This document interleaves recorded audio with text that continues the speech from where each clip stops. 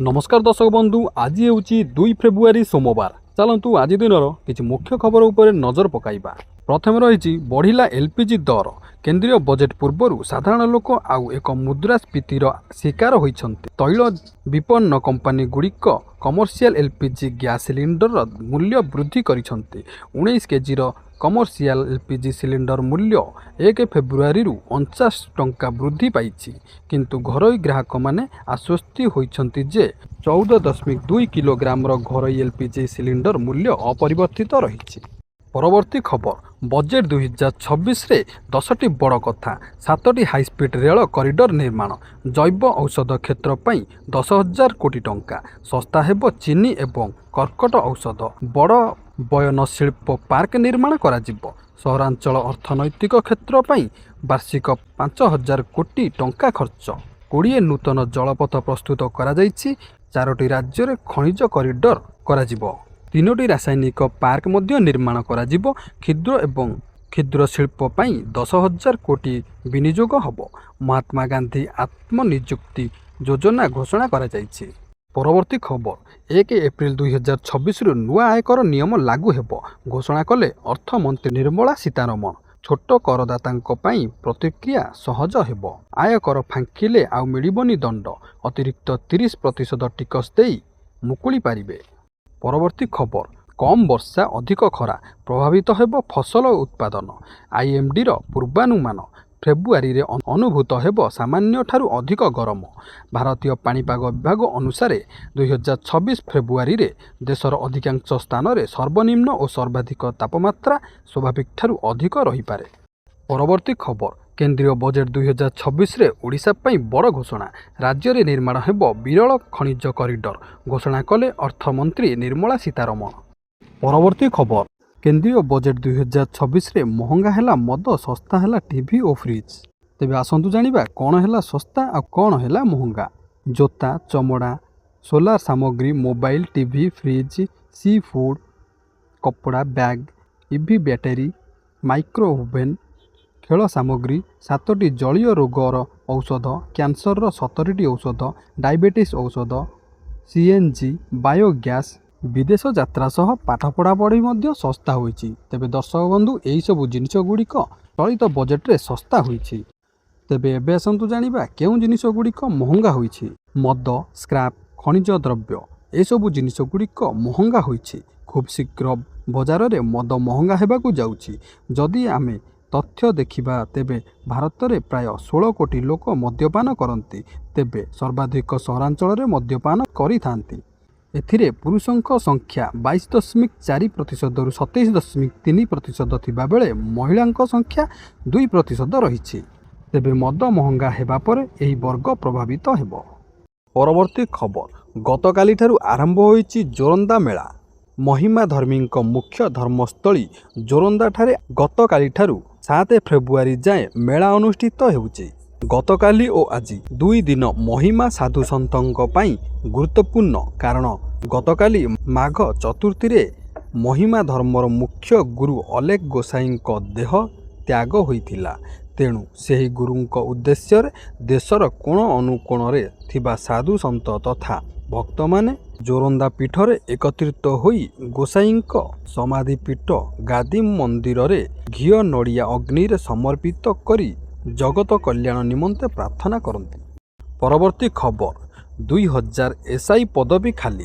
राज्य रे आईन श्रृंखला व्यवस्था और पुलिस पारिबा पणिया नहीं अनेक समय प्रश्नवाची सृष्टि होइतिबा बेले पुलिस विभाग रे खाली पड़िछि अनेक पदवी। प्राय 2000 एसआई पदवी एबे खाली। एसआई केलेंकारी परे सब इन्स्पेक्टर नियुक्ति बंद थिबा बेले एहा जोगु चाकरी आशायी भी हंतसंत हेउचंती। सब इन्स्पेक्टर परीक्षा रे बड़ केलेंकारी हेबा परे एबे राज्य रे संपूर्ण अटकी जाइछि सब इन्स्पेक्टर नियुक्ति। परवर्ती खबर, लगातार द्वितीय दिन रे कमिला सुना और रूपा दर। लगातार द्वितीय दिन रे कमिला सुना और रूपा दर। आज पुणी कमिला सुना और रूपा दर। 24 कैरेट सुना दर 8,620 टंका ह्रास पाइला। गतकाली सुना दर 10 ग्राम पिछा 24 कैरेट सुना दर 1,00,000 69,200 ଟଙ୍କା ଥିବାବେଳେ ଆଜି 1,60,580 ଟଙ୍କା ହୋଇଛି। ସେହିପରି 22 କ୍ୟାରେଟ୍ ସୁନା ଦର ଗତକାଲି 1,55,100 ଟଙ୍କା ଥିବାବେଳେ ଆଜି 7,900 ଟଙ୍କା କମି 1,47,200 ଟଙ୍କାରେ ପହଞ୍ଚିଛି। ପରବର୍ତ୍ତୀ ଖବର, ମାଡ଼ି ଆସୁଛି କୁହୁଡ଼ି। ଆସନ୍ତା 2 ତାରିଖ ଯାଏ ରାଜ୍ୟରେ କୁହୁଡ଼ି ରହିବ। ଶନିବାର ବାଲେଶ୍ୱର, ଭଦ୍ରକ, ଯାଜପୁର, କେନ୍ଦ୍ରାପଡ଼ା, କଟକ, ଜଗତସିଂହପୁର, ସୁନ୍ଦରଗଡ଼, ଖୋର୍ଦ୍ଧା ଓ ପୁରୀରେ ମଧ୍ୟମ ଧରଣର କୁହୁଡ଼ି ଦେଖା ଦେଇପାରେ। ତେବେ 4 ତାରିଖ ଯାଏ ଅଧିକାଂଶ ସ୍ଥାନରେ ରାତି ତାପମାତ୍ରା ବଢ଼ିବା ସହ ଶୀତ କମ୍ ରହିବ ବୋଲି ପାଣିପାଗ ବିଭାଗ ପୂର୍ବାନୁମାନ କରିଛି। ପରବର୍ତ୍ତୀ ଖବର, 4 ଧାମ ଯାତ୍ରାରେ ଫୋନ୍ ବ୍ୟାନ୍। କେଦାରନାଥ ଧାମରେ ଏବେ ଦର୍ଶନ ସମୟରେ ମୋବାଇଲ ଫୋନ୍ ଏବଂ କ୍ୟାମେରା ବ୍ୟବହାର ଉପରେ ସମ୍ପୂର୍ଣ୍ଣ କଟକଣା ଲଗାଯିବ। ମନ୍ଦିର ପରିସରରେ ଫଟୋ, ଭିଡ଼ିଓ କିମ୍ବା ସୋସିଆଲ ମିଡ଼ିଆ ରିଲ୍ସ ବନାଇବା ଘଟଣାରେ କ୍ରମାଗତ ବୃଦ୍ଧିକୁ ଦେଖି ବଦ୍ରିନାଥ କେଦାରନାଥ ମନ୍ଦିର କମିଟି ଏବଂ ରୁଦ୍ରପ୍ରୟାଗ ଜିଲ୍ଲା ପ୍ରଶାସନ ମିଳିତ ଭାବେ ଏକ କଡ଼ା କାର୍ଯ୍ୟ ଯୋଜନା ପ୍ରସ୍ତୁତ କରୁଛନ୍ତି। ନୂଆ ବ୍ୟବସ୍ଥା ଲାଗୁ ହେବା ପରେ କୌଣସି ଶ୍ରଦ୍ଧାଳୁଙ୍କୁ ମନ୍ଦିର ଭିତରେ ମୋବାଇଲ ବ୍ୟବହାର କରିବାକୁ ଅନୁମତି ମିଳିବ ନାହିଁ। ପରବର୍ତ୍ତୀ ଖବର, 12 ପ୍ରସ୍ତାବକୁ କ୍ୟାବିନେଟ୍ ମଞ୍ଜୁରୀ। ସରିଲା ରାଜ୍ୟ କ୍ୟାବିନେଟ୍ ଗୁରୁତ୍ୱପୂର୍ଣ୍ଣ ବୈଠକ। 10 ବିଭାଗ 12ଟି ପ୍ରସ୍ତାବକୁ କ୍ୟାବିନେଟ୍ ମଞ୍ଜୁରୀ ମିଳିଛି। ଏନେଇ ସୂଚନା ଦେଇଛନ୍ତି ରାଜ୍ୟ ମୁଖ୍ୟ ଶାସନ ସଚିବ। ରାଜ୍ୟ ସମବାୟ ନୀତିକୁ କ୍ୟାବିନେଟ୍ରେ ମଞ୍ଜୁରୀ ମିଳିଛି। ସେହିଭଳି ଜଳ ସମ୍ପଦ ବିଭାଗର ଡାଇଭର୍ସନ୍ ସିଷ୍ଟମ୍ ପାଇଁ 362 କୋଟି ଟଙ୍କା। ଓଡ଼ିଶା ସଂସ୍କୃତି ଉନ୍ନୟନ ସେବା ବର୍ଗ ଗଠନକୁ ଅନୁମୋଦନ। ଢେଙ୍କାନାଳର ଗଜମରାରେ ନିର୍ମାଣ ହେବ ସୁପର ଏଲୟ ପ୍ରୋଜେକ୍ଟ। ଏରୋସ୍ପେସ୍ ଓ ପ୍ରତିରକ୍ଷା ଉପକରଣ ନିର୍ମାଣ ହେବ। 12,000ରୁ ଅଧିକ ନିଯୁକ୍ତି ସୁଯୋଗ ସୃଷ୍ଟି ହେବ। ରାଜ୍ୟ ସମବାୟ ନୀତି 2026କୁ କେନ୍ଦ୍ରର ଅନୁମୋଦନ। ଜାତୀୟ ସମବାୟ ଢାଞ୍ଚାରେ ତିଆରି ହେବ ନୀତି। ESI ନର୍ସିଂ କାର୍ଡର ରୁଲ୍ରେ ସଂସ୍କାର କରାଯିବ। State council on science and technology ଯୋଜନା ମଞ୍ଜୁର। 2029-30 ଯାଏଁ ଏହି ଯୋଜନା ପାଇଁ 250 କୋଟି ଟଙ୍କା ମଞ୍ଜୁର। ମାର୍ଚ୍ଚ ଯାଏଁ ବଢ଼ିଲା ଦୁବାଇ ସିଙ୍ଗାପୁର ସିଧାସଳଖ ବିମାନ ଉଡ଼ାଣ। Odisha uniform fast selection service ପାଇଁ ନିୟମାବଳୀ ପ୍ରସ୍ତୁତ। ପରବର୍ତ୍ତୀ ଖବର, ତେଲ ପାଇଁ ଲୋଡ଼ା ନାହିଁ ପିୟୁସି। ହାଇକୋର୍ଟ ବଡ଼ ରାୟ। ତେଲ ପକାଇବା ପାଇଁ ଆଉ ପ୍ରଦୂଷଣ ପ୍ରମାଣପତ୍ର ବା ପିୟୁସି ବାଧ୍ୟତାମୂଳକ ନୁହେଁ ବୋଲି ହାଇକୋର୍ଟ ଏକ ବଡ଼ ରାୟ ଦେଇଛନ୍ତି। ପରିବହନ ବିଭାଗ ପକ୍ଷରୁ ଜାରି କରାଯାଇଥିବା ନୋ ପିୟୁସି ନୋ ଫ୍ୟୁଲ୍ ନିୟମକୁ କୋର୍ଟ ଖାରଜ କରିବା ସହ ପେଟ୍ରୋଲ ପମ୍ପ ମାଲିକଙ୍କୁ ବିନା ସର୍ତ୍ତରେ ତେଲ ଦେବାକୁ କଡ଼ା ନିର୍ଦ୍ଦେଶ ଜାରି କରିଛନ୍ତି। କୋର୍ଟ ସ୍ପଷ୍ଟ କରିଛନ୍ତି ଯେ ଚାଲାଣ କଟିଥିଲେ ମଧ୍ୟ ଗାଡ଼ି ମାଲିକମାନେ ପିୟୁସି ସାର୍ଟିଫିକେଟ୍ ପାଇପାରିବେ ଏବଂ ବାହନ ପୋର୍ଟାଲରେ ଥିବା ସମସ୍ୟାକୁ ତୁରନ୍ତ ସୁଧାରିବାକୁ ପରିବହନ କମିଶନରଙ୍କୁ ନିର୍ଦ୍ଦେଶ ଦିଆଯାଇଛି। ଏହି ରାୟ ରାଜ୍ୟର ଲକ୍ଷ ଲକ୍ଷ ଗାଡ଼ି ଚାଳକଙ୍କୁ ଏକ ବଡ଼ ଆଶ୍ୱସ୍ତି ପ୍ରଦାନ କରିଛି। ପରବର୍ତ୍ତୀ ଖବର, ବଢ଼ିଲା ଟ୍ରମ୍ପଙ୍କ ଟେନସନ୍। ଆମେରିକାର ନ୍ୟାୟ ବିଭାଗ ପକ୍ଷରୁ ପ୍ରକାଶିତ ଏକ ନୂତନ ଡକ୍ୟୁମେଣ୍ଟକୁ ନେଇ ହଇଚଇ। ଜଣେ 13 ବର୍ଷୀୟା ଝିଅଙ୍କୁ ଦୁଷ୍କର୍ମ କରିଥିବା ଅଭିଯୋଗ ନେଇ ଡୋନାଲ୍ଡ ଟ୍ରମ୍ପଙ୍କ ବିରୁଦ୍ଧରେ ତୀବ୍ର ପ୍ରତିକ୍ରିୟା ପ୍ରକାଶ ପାଇ ଶୁକ୍ରବାର ପ୍ରକାଶିତ ଏପଷ୍ଟିନ୍ ଫାଇଲ୍ରେ ରାଷ୍ଟ୍ରପତି ଡୋନାଲ୍ଡ ଟ୍ରମ୍ପ ଏବଂ ଦୋଷୀ ସାବ୍ୟସ୍ତ ଯୌନ ଅପରାଧୀ ଜେଫ୍ରି ଏପଷ୍ଟାଇନ୍ଙ୍କ ସହିତ ତାଙ୍କର ଅତୀତର ସମ୍ପର୍କକୁ ନେଇ ବିବାଦ ସୃଷ୍ଟି କରିଛି। ପୁଣି ପୁରୀ ସମୁଦ୍ରରେ ବୁଡ଼ିଗଲେ ପର୍ଯ୍ୟଟକ। ଖୁସିରେ ଗାଧୋଇବା ବେଳେ ଘଟିଲା ଅଘଟଣ। ଡକାଡକି ହୋଇ ଚାଲିଗଲେ ମା ପୁଅ। ମାଆକୁ ବଞ୍ଚାଇବାକୁ ଯାଇ ପୁଅର ଗଲା ଜୀବନ। ପରବର୍ତ୍ତୀ ଖବର, 2 ଦେଶ ମଧ୍ୟରେ ଯୁଦ୍ଧ ବନ୍ଦ। ଆସନ୍ତାକାଲି 2 ଦେଶ ମଧ୍ୟରେ ରହିଛି ଶାନ୍ତି ଆଲୋଚନା। ରୁଷିଆ ୟୁକ୍ରେନ ମଧ୍ୟରେ ବନ୍ଦ ହେଲା ଯୁଦ୍ଧ। ଆସନ୍ତାକାଲି ପର୍ଯ୍ୟନ୍ତ ଯୁଦ୍ଧ ବିରତି ଘୋଷଣା କରିଛି ରୁଷିଆ। ୟୁକ୍ରେନ ଉପରେ ଜାରି ରହିଥିବା ଆକ୍ରମଣ ସାମୟିକ ଭାବେ ଆସନ୍ତାକାଲି ପର୍ଯ୍ୟନ୍ତ ବନ୍ଦ ରଖିବାକୁ ଘୋଷଣା କରିଛି ରୁଷିଆ। ପରବର୍ତ୍ତୀ ଖବର, ଅଧ୍ୟାପକ ଖଟି କଲେ ଆକ୍ସନ୍। ବନ୍ଦ ହେବ ଦରମା। ଖଟି କରୁଥିବା ଅଧ୍ୟାପକ ଓ ଅଧ୍ୟାପିକାଙ୍କ ଉପରେ ହେବ କାର୍ଯ୍ୟାନୁଷ୍ଠାନ। କଲେଜରେ କ୍ଲାସ୍ ନ କରି ଖଟି କରୁଥିଲେ ଆକ୍ସନ୍ ନେବେ ଉଚ୍ଚଶିକ୍ଷା ବିଭାଗ। କଠୋର କାର୍ଯ୍ୟାନୁଷ୍ଠାନ ସହ ବନ୍ଦ ହୋଇପାରେ ଦରମା। ପରବର୍ତ୍ତୀ ଖବର, ବଡ଼ ଦୁର୍ଘଟଣା। ଭୁଷୁଡ଼ିଲା ଖଣି। 200ରୁ ଅଧିକ ଲୋକଙ୍କ ମୃତ୍ୟୁ। କଙ୍ଗୋର ପୂର୍ବ ଡେମୋକ୍ରାଟିକ୍ ରିପବ୍ଲିକ୍ର ରୁବାୟା ଅଞ୍ଚଳରେ ଏକ ବିଶାଳ କୋଲଟାନ୍ ଖଣି ଭୁଶୁଡ଼ିବା ଯୋଗୁଁ 227 ଜଣଙ୍କର ମୃତ୍ୟୁ ହୋଇଛି, 20 ଜଣଙ୍କୁ ଉଦ୍ଧାର କରାଯାଇଛି। ପରବର୍ତ୍ତୀ ଖବର, ବ୍ରହ୍ମପୁରରେ ଭୟଙ୍କର ସଡ଼କ ଦୁର୍ଘଟଣା, 5 ଜଣଙ୍କ ଉପରେ ମାଡ଼ିଗଲା ଟ୍ରକ୍। ଗଞ୍ଜାମ ଜିଲ୍ଲା ବ୍ରହ୍ମପୁର ହଳଦିଆପଦ ଓଭରବ୍ରିଜ ନିକଟରେ ଆଜି ଅପରାହ୍ନରେ ଏକ ଭୟଙ୍କର ସଡ଼କ ଦୁର୍ଘଟଣା ଘଟିଛି। 5 ଜଣଙ୍କ ଉପରେ ମାଡ଼ିଗଲା ଟ୍ରକ୍। ବିପରୀତ ଦିଗରୁ ଟ୍ରକ୍ ଆସି 3ଟି ବାଇକ୍କୁ ଧକ୍କା ଦେଇଥିଲା। ଘଟଣାସ୍ଥଳରେ 5 ଜଣଙ୍କ ମୃତ୍ୟୁ ଘଟିଛି।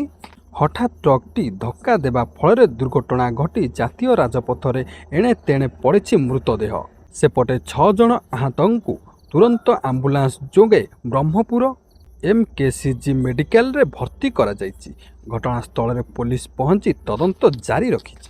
ପରବର୍ତ୍ତୀ ଖବର, ଆଉ ହେବନି ଦୁର୍ଘଟଣା, ମହିଳା ଚଳାଇବେ ବସ୍, ରହିବ ସବୁ ସୁବିଧା। ଭୁବନେଶ୍ୱରରେ ଗଡ଼ିବ ସୁଭଦ୍ରା ବସ୍। ମହିଳା ଯାତ୍ରୀଙ୍କ ପାଇଁ ସରକାର ଆଣିବାକୁ ଯାଉଛନ୍ତି ସୁଭଦ୍ରା ବସ୍। ମହିଳା ଯାତ୍ରୀଙ୍କ ପାଇଁ ରାଜ୍ୟ ସରକାର ଆଣିଛନ୍ତି ଖୁସି ଖବର। ମହିଳା ହେଲେ ସ୍ୱାବଲମ୍ବୀ, ମହିଳା ଡ୍ରାଇଭର ଚଳାଇବେ ସୁଭଦ୍ରା ବସ୍। କେବଳ ସେତିକି ନୁହେଁ, ମହିଳାଙ୍କ ସୁରକ୍ଷାକୁ ଗୁରୁତ୍ୱ ଦିଆଯିବ ଏହି ବସ୍ରେ। ପୁନେରେ ଇ-ବସ୍ ଟ୍ରେନିଂ ପରେ ଭୁବନେଶ୍ୱର ମହିଳା ଚଳାଇବେ ବସ୍। ଏନେଇ ସୂଚନା ଦେଇଛନ୍ତି ନଗର ଉନ୍ନୟନ ମନ୍ତ୍ରୀ କୃଷ୍ଣଚନ୍ଦ୍ର ମହାପାତ୍ର। 1 ଫେବୃଆରୀରୁ ବଦଳିବ 5 ନିୟମ, ପକେଟ୍ ଉପରେ ପଡ଼ିବ ସିଧା ପ୍ରଭାବ। ଫେବୃଆରୀ 1ରୁ ଦେଶରେ 5ଟି ବଡ଼ ପରିବର୍ତ୍ତନ ହେବାକୁ ଯାଉଛି, ଯେଉଁଥିରେ LPG ଗ୍ୟାସ୍ ସିଲିଣ୍ଡରର ନୂଆ ଦର ନିର୍ଦ୍ଧାରଣ ସହ ପାନ ମସଲା ଓ ସିଗାରେଟ୍ ଉପରେ ଅଧିକ GST ଲାଗୁ ହେବ। ଏହା ସହିତ ନ୍ୟାସନାଲ ହାଇୱେରେ ଗାଡ଼ି ଚଳାଚଳ ପାଇଁ ଫାଷ୍ଟାଗ KYC ନିୟମ କଡ଼ାକଡ଼ି ହେବ, ଯାହା ସାଧାରଣ ଲୋକଙ୍କ ପକେଟ୍ ଉପରେ ସିଧାସଳଖ ପ୍ରଭାବ ପକାଇବ। ପରବର୍ତ୍ତୀ ଖବର, ରେକର୍ଡ ଭାଙ୍ଗି ଶସ୍ତା ହେଲା ସୁନା, ଦର କମିଲା 10,000 ଟଙ୍କା। ବାହାଘର ଋତୁରେ ଗ୍ରାହକମାନଙ୍କ ପାଇଁ ଏକ ବଡ଼ ଖୁସି ଖବର ଆସିଛି, କାରଣ ଗତକାଲିର ଅହେତୁକ ବୃଦ୍ଧି ପରେ ଆଜି ହଠାତ୍ ସୁନା ଓ ରୂପା ଦରରେ ସର୍ବକାଳୀନ ହ୍ରାସ ଘଟିଛି।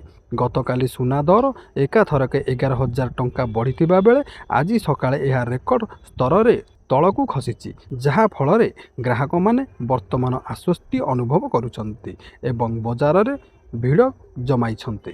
ପରବର୍ତ୍ତୀ ଖବର, ଲାଲ ସିଲିଣ୍ଡର ଯୁଗ ଶେଷ, ଆସିଲା ନୂଆ ହାଇଟେକ୍ ସିଲିଣ୍ଡର। ଭାରତୀୟ ରୋଷେଇ ଘରୁ ଏବେ ବିଦାୟ ନେବେ ପୁରୁଣା ଲାଲ ରଙ୍ଗର ଲୁହା ଗ୍ୟାସ୍ ସିଲିଣ୍ଡର ଏବଂ ଏହା ସ୍ଥାନ ନେବ ଅତ୍ୟାଧୁନିକ ହାଲୁକା ପ୍ଲାଷ୍ଟିକ୍ ସିଲିଣ୍ଡର।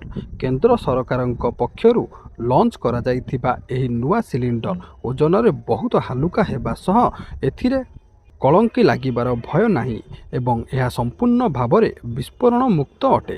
ଏହି ସ୍ୱଚ୍ଛ ସିଲିଣ୍ଡରରେ ଗ୍ୟାସ୍ କେତେ ଅଛି ବାହାରୁ ଦେଖାଯିବ, ଫଳରେ ଗ୍ରାହକମାନେ ଆଉ ଠକାମିର ଶିକାର ହେବେ ନାହିଁ ବୋଲି ଆଶା କରାଯାଇଛି। ପ୍ରଥମ ପର୍ଯ୍ୟାୟରେ ଦେଶର କିଛି ନିର୍ଦ୍ଦିଷ୍ଟ ବଡ଼ ସହରରେ ଏହା ଉପଲବ୍ଧ ହେବ ଏବଂ ପୁରୁଣା ସିଲିଣ୍ଡର ବଦଳାଇ ଗ୍ରାହକମାନେ ଏହାକୁ ନେଇପାରିବେ। ପରବର୍ତ୍ତୀ ଖବର, ସୁପ୍ରିମକୋର୍ଟଙ୍କ କଡ଼ା ନିର୍ଦ୍ଦେଶ, ସ୍କୁଲରେ ମାଗଣା ସାନିଟାରୀ ପ୍ୟାଡ୍ ବ୍ୟବସ୍ଥା କରାଯାଉ। ସୁପ୍ରିମକୋର୍ଟଙ୍କ ବଡ଼ ନିର୍ଦ୍ଦେଶ, ଝିଅମାନଙ୍କ ପାଇଁ ସ୍କୁଲରେ ରହିବ ସବୁ ସୁବିଧା, ଆଉ ହଇରାଣ ହେବେ ନାହିଁ ସ୍କୁଲରେ ଝିଅମାନେ।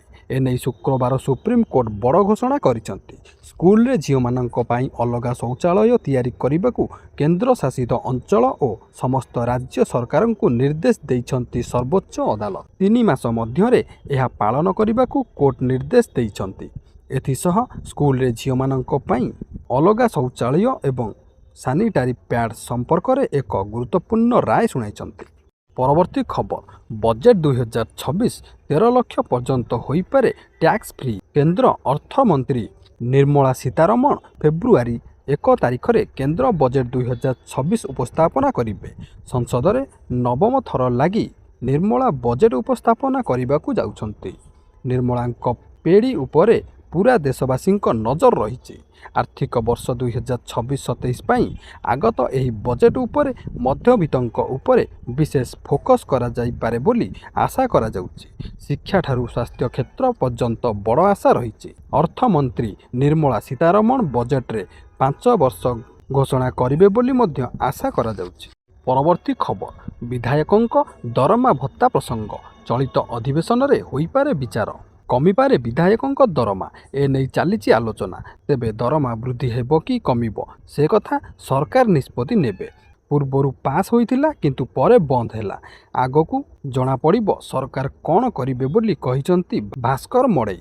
ପୁଣି ଉଠିଲା ବିଧାୟକ ଓ ପୂର୍ବତନ ବିଧାୟକଙ୍କ ଦରମା ଭତ୍ତା କଥା। ଚଳିତ ଅଧିବେଶନରେ ପୁଣି ବିଚାର ହୋଇପାରେ ବିଧାୟକଙ୍କ ଦରମା। ଏନେଇ ସୂଚନା ଦେଲେ କମିଟି ଅଧ୍ୟକ୍ଷ ଭାସ୍କର ମଡ଼େଇ। ଏନେଇ ମୁଖ୍ୟମନ୍ତ୍ରୀଙ୍କୁ ଚିଠି ଲେଖିଛନ୍ତି। ଚଳିତ ବଜେଟ୍ ଅଧିବେଶନରେ ଆସିପାରେ ସଂଶୋଧନ ବିଲ୍, ଯାହା ଉପରେ ସମସ୍ତଙ୍କ ନଜର ରହିଛି।